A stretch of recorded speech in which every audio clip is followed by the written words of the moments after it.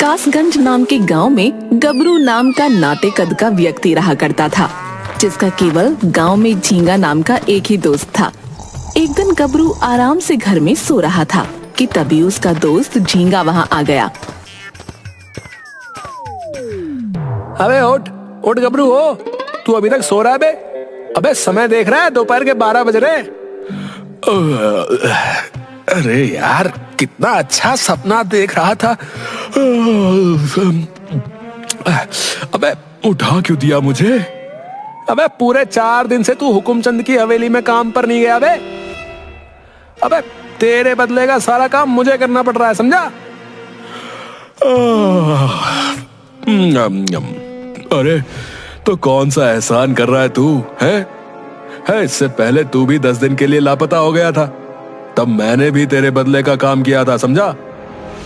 वैसे तू किसके सपने देखकर मुस्कुरा रहा था? हमें भी तो बता यार। मैं सपने में हमेशा जो है एक सुंदर कन्या को देखता हूँ अपनी पत्नी के रूप में। गबरू, तेरे सपने भी मुंगेरी लाल के सपनों की तरह है। बिल्ली को सपने में चूहे ही नजर आते हैं।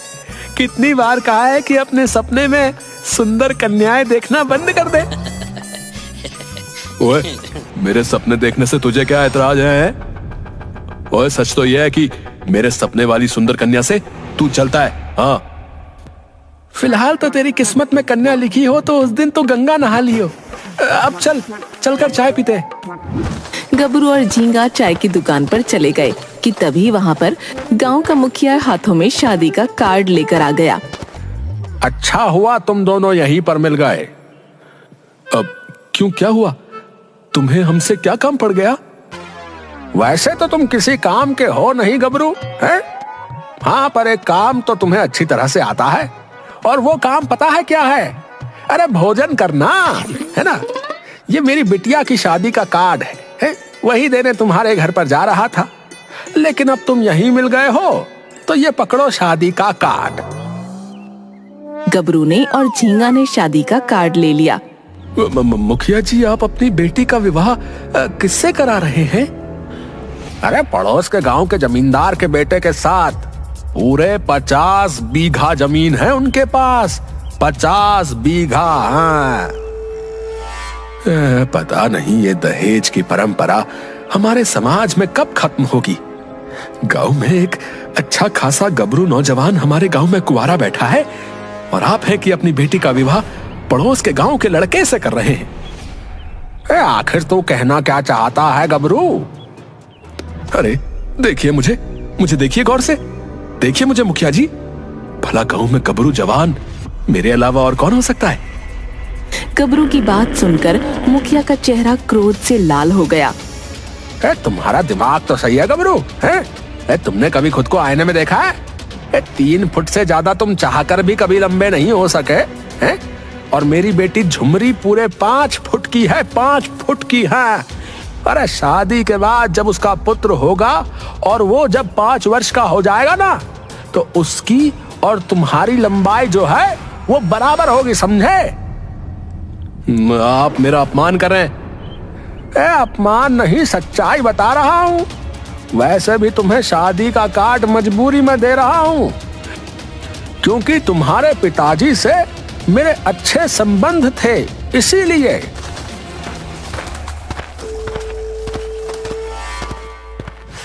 मुखिया ने तेरा इतना अपमान किया गबरू, हैं?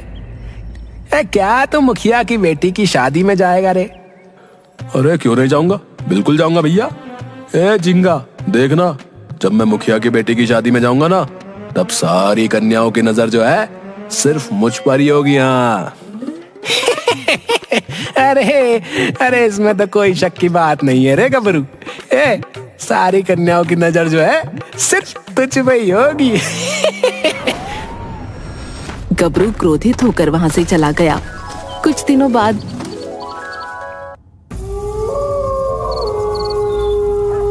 झींगा और गबरू मुखिया की बेटी की शादी में चले गए। शादी में गबरू की नजर गांव की एक सुंदर कन्या पर पड़ी। गबरू मुस्कुराते हुए उस कन्या के पास जाकर बोला, आपका नाम क्या है? आप तो इस गांव की नहीं लगती। मेरा नाम चंपा है। मैं पड़ोस के गांव में रहने वाली हूँ और मुखिया की दूर की रिश्तेदार हूँ। वैसे ये सब कुछ आप क्यों पूछ रहे हैं? वैसे तो पूछने की कोई खास वजह नहीं है, लेकिन मैं देख रहा था कि आप जो है मुझे काफी देर से बहुत गौर से देख रही थी। क्या बात है? मतलब आपको पता है कि मैं आपको इतनी गौर से क्यों देख रही थी? एक नवयुवक को जब कोई कन्या बहुत गौर से देखे तो उसका क्या मतलब निकाला जा सकता है। सीधी सी बात है, इस पूरे समारोह में मैं आपको बहुत पसंद आ गया हूँ। यही बात है ना? गबरू की बात सुनकर चंपा जोर जोर से हंसने लगी। चंपा के हंसने पर सभी लोग चंपा और गबरू की ओर देखने लगे। तुम्हें कोई गलतफहमी हुई है। दरअसल पूरे समारोह में मैं तुम्हें इसलिए देख रही थी क्योंकि मैंने तुम्हारे जितना नाटा व्यक्ति अपने जीवन में कभी नहीं देखा। मैं अपनी सहेलियों से यही बातें कर रही थी कि अगर तुम्हें किसी सर्कस में भर्ती करा दिया जाए तो सर्कस वालों की तो बल्ले बल्ले हो जाएगी। चंपा की बात सुनकर गबरू का दिमाग खराब हो गया। तो इसका मतलब यह है कि तुम मुझे मजाक उड़ाने वाली नजरों से देख रही थी? सिर्फ मैं ही नहीं बल्कि समारोह में जितनी भी लड़कियां मौजूद हैं सभी तुम्हें मजाक उड़ाने वाले अंदाज में ही देख रही हैं। अब तुम ही बताओ, भला तुम्हारे जैसे बागड़ बिल्ले से विवाह कौन करना चाहेगा? चंपा की बात सुनकर गबरू चंपा से कुछ बुरा भला बोलने ही वाला था कि उसे झींगा वहां से बाहर खींच कर ले गया। गबरू गुस्से में जंगल की ओर चलने लगा। अरे पागल हो गया था क्या है? मुखिया की बेटी की शादी में खाना खाने आया था या झगड़ा करने? तूने सुना नहीं वो मेरा किस तरह से मजाक उड़ा रही थी? अबे वो तो अच्छा हुआ कि मैं आ गया, नहीं तो मुखिया तेरा पीट पीट कर बुरा हाल कर देता। और तू जंगल की तरफ क्यों जा रहा है ये बता? मैं गांव वापस अब तभी जाऊंगा जब मेरे पास सबसे सुंदर पत्नी होगी। हाँ। अबे तो क्या सुंदर पत्नी तुझे जंगलों में मिलेगी बे? हैं? वो सब मुझे नहीं पता, लेकिन अब मैं गांव में तभी कदम रखूंगा जब मैं इस संसार की सबसे सुंदर स्त्री से विवाह कर लूंगा। देखना झींगा, और सारे गांव वाले जल भुन के राख हो जाएंगे। झींगा और गबरू बातें करते हुए जंगल के काफी अंदर निकल आए कि तभी उनके कानों में एक साधु की आवाज टकराई। झींगा और गबरू ने देखा कि एक साधु पेड़ के ऊपर चढ़ा हुआ था। तुम दोनों जरा पेड़ से मुझे नीचे उतार दो। अरे साधु महाराज, इस पेड़ के ऊपर आप क्या कर रहे हैं? असल में मैं यहाँ पर तपस्या कर रहा था, तभी अचानक एक शेर आ गया। अपने प्राण बचाने के लिए मुझे पेड़ के ऊपर चढ़ना पड़ा। पेड़ पे क्यों चढ़े हैं? अरे कैसे साधु हो तुम? अरे एक मंत्र शेर के ऊपर पढ़कर फूंक देते, शेर जल के राख हो जाता। मूर्ख, ये काम मैं कर सकता था, लेकिन मैं किसी जीव की हत्या नहीं कर सकता। अरे सीधे सीधे क्यों नहीं बोलते साधु महाराज कि आप पाखंडी साधु हैं? तुम दोनों को साधुओं से बात करने की जरा सी भी तमीज नहीं है। मेरी मदद करने की बजाय तुम दोनों मुझे पाखंडी बोल रहे हो। ओ साधु बाबा जी हो, हम फ्री में किसी की मदद नहीं करते, समझे? समझ गया। अगर तुम दोनों मुझे पेड़ से नीचे उतार दोगे तो मैं तुम दोनों में से किसी एक का विवाह सुंदर कन्या से करा दूंगा। साधु की बात सुनकर झींगा और गबरू खुश हो गए। क्या सुंदर कन्या? अरे साधु महाराज, आप तो बहुत पहुंचे हुए हैं। आपने पहले क्यों नहीं बताया कि आप इतने बड़े ज्ञानी हैं? रुकिए रुकिए, हम दोनों आपकी पेड़ से नीचे उतरने में मदद कर देते हैं। चल झींगा। गबरू और झींगा ने साधु को पेड़ से नीचे उतार दिया। यहाँ से कुछ दूर एक तालाब है। उस तालाब के पास एक सुंदर कन्या रहती है, लेकिन वहां पर सिर्फ एक ही सुंदर कन्या रहती है। इसलिए तुम दोनों में से कोई एक ही उससे विवाह कर सकता है। लेकिन वो हम दोनों में से किसी एक से विवाह क्यों करेगी है? जरूरी तो नहीं कि हम दोनों से पसंद आ जाए। तुम निश्चिंत होकर वहां जाओ, लेकिन जहां तक मेरा अनुमान है वो तुम्हें जरूर पसंद करेगी। जब वो तुम्हें पसंद कर ले तो मैं तुम्हें यहीं मिलूंगा, इसी जंगल में तुम्हारा विवाह करा दूंगा। गबरू और झींगा साधु के कहे अनुसार आगे बढ़ गए। कुछ दूर चलने के बाद उन्हें एक तालाब मिला। ए गबरू, यहाँ तो हमें कोई भी आसपास रहता हुआ नजर नहीं आ रहा रे। तभी वहां धुंध छा गई। ये क्या हो रहा है गबरू? उस साधु ने हमें किसी गलत जगह पर तो नहीं भेज दिया यार? झींगा ने इतना बोला ही था कि धुंध वहां से खत्म हो गई। उन दोनों के सामने एक बेहद सुंदर स्त्री खड़ी हुई उन दोनों को देखकर मुस्कुरा रही थी। झींगा भाई, मैंने ना इतनी सुंदर स्त्री ना अपने जीवन में नहीं देखी। तुम चाहे बुरा मानो या भला मानो, स्त्री से विवाह तो मैं ही करूंगा, भले ही मुझे इसके लिए तुम्हारी जान ही क्यों ना लेनी पड़े। जैसी तुम्हारी इच्छा गबरू है, तुम ही इस स्त्री से विवाह कर लो, लेकिन फिलहाल तो ये स्त्री तय करेगी कि ये किससे विवाह करेगी, समझे? गबरू उस स्त्री की ओर देखकर बोला,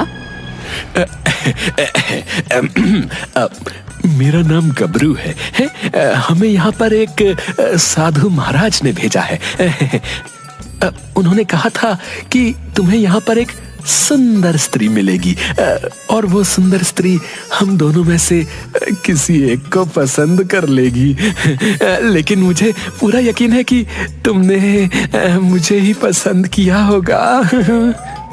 तुमने बिल्कुल सही कहा गबरू, तुम्हें देखते ही पहली नजर में मुझे तुमसे प्रेम हो गया। चलो हम दोनों विवाह कर लेते हैं। गबरू उस स्त्री को लेकर सीधा साधु के पास आ गया। साधु ने गबरू का उस स्त्री से विवाह करा दिया, मगर झींगा चुप था। साधु झींगा के कान में बोला, तुम्हारा मित्र एक नंबर का मूर्ख है, लेकिन तुम चालाक निकले। मैं तुमसे जल्द मिलूंगा। इतना कहकर वो साधु वहां से चला गया। गबरू अपनी पत्नी से बोला, देखो, अब तो तुम मेरी पत्नी हो, इसलिए तुमसे झूठ बोलने से कोई फायदा नहीं। मेरे पास जो है ना, न रहने के लिए घर है और न ही धन है। मैं और मेरा दोस्त झींगा जो है, जमींदार की हवेली में साफ सफाई का काम करते हैं। कोई बात नहीं, मैंने भी तुम्हें एक बात नहीं बताई कि मेरे पिता बहुत बड़े धनवान थे। मेरे पास उनका दिया हुआ इतना धन है कि अगर तुम जीवन भर भी काम नहीं करोगे तब भी वो धन खत्म नहीं होगा। अरे अच्छा, अरे मेरी तो लॉटरी निकल आई। तब तो हम दोनों विवाह की खुशी में गांव में एक बहुत बड़ा समारोह करेंगे। अब मैं तुम्हें सीधे गांव लेकर नहीं जाऊंगा। हमारे विवाह की खुशी में पहले गांव में समारोह होगा, उसके बाद मैं सारे गांव वालों को तुम्हारे सुंदर रूप के दर्शन करवाऊंगा। तुम्हारी सुंदरता को देखकर वो सभी जल जाएंगे।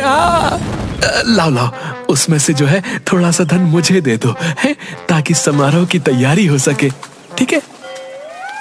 झींगा के बोलने पर उस सुंदर स्त्री ने अपने गले से एक बड़ा सा सोने का हार गबरू को दे दिया। ये लो सोने का हार, इसे बेचकर धूमधाम से समारोह की तैयारी करवाओ। झींगा, इस सोने के हार को बाजार में बेच दो और कल गांव में एक बहुत बड़ा सा पंडाल बनवाओ। और सुनो, गांव के हर एक व्यक्ति को पंडाल में बुलाना, ठीक है? उनके लिए भोजन भी तैयार करवा देना, है, भूलना मत। अबे पागल तो नहीं हो गया है? और मैं तेरा दोस्त हूँ, कोई गुलाम नहीं हूँ। तू तो मुझसे ऐसे बात कर रहा है जैसे हुकुमचंद हमसे बात करता है बे। ओए झींगा, ओए, अब मैं हुकुमचंद से कहीं ज्यादा अमीर हूँ। कुछ समय बाद मैं हुकुमचंद की हवेली को भी खरीद लूंगा, देखना। लेकिन तुझे काम से नहीं निकालूंगा। तू वैसे ही काम करते रहना जैसे कि पहले करता था। गबरू की बात सुनकर झींगा क्रोधित हो गया, लेकिन झींगा ने गबरू से कुछ नहीं कहा।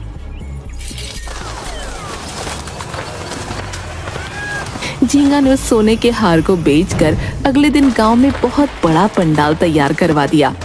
पंडाल तैयार होता देख गांव का मुखिया झींगा से बोला, क्या बात है झींगा, तेरे पास इतना धन कहाँ से आया है? और ये पंडाल किस खुशी में सजवा रहा है रे? मैं आपके ही पास आने वाला था मुखिया जी। दरअसल मेरे दोस्त गबरू ने जो है विवाह कर लिया है। अरे ये कैसी बहकी बहकी बातें कर रहा है रे? तेरे दोस्त से कौन विवाह करेगा भला है? किस स्त्री ने अपना जीवन बर्बाद कर लिया रे? शाम तक आप उस स्त्री को स्वयं देख लेना मुखिया जी। तो फिर सारे गांव के लोगों को मैं आमंत्रित करूंगा। मैं भी तो देखूं बेचारी वो कौन सी स्त्री है जिसने अपना जीवन बर्बाद कर लिया। शाम तक पंडाल सजकर तैयार हो गया। गांव के सभी लोग एकत्रित होकर गबरू और उसकी पत्नी का इंतजार कर रहे थे। तभी वहां पर गबरू अपनी पत्नी को लेकर अकड़ता हुआ पंडाल में आ गया। गांव के सभी लोग गबरू की पत्नी को हैरत और विस्मय भरी नजरों से देखने लगे। गबरू, इतनी सुंदर स्त्री तुझसे विवाह करने के लिए मान कैसे गई? मुझे तो कुछ गड़बड़ लग रही है। मैं जानता था कि तुम मेरी पत्नी को देखकर जल भुन के राख हो रहे होगे। मुखिया, तुझे क्या लगता था कि मेरा विवाह कभी नहीं होगा? तू कहना क्या चाहता है रे?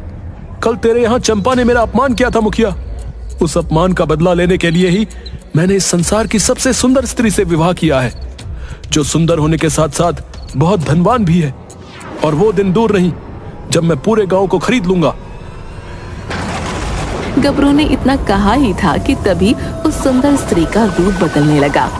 मगर गबरू बात करने में इतना मगन था कि वो देख ही नहीं पाया कि उसकी पत्नी एक चुड़ैल में परिवर्तित हो गई है।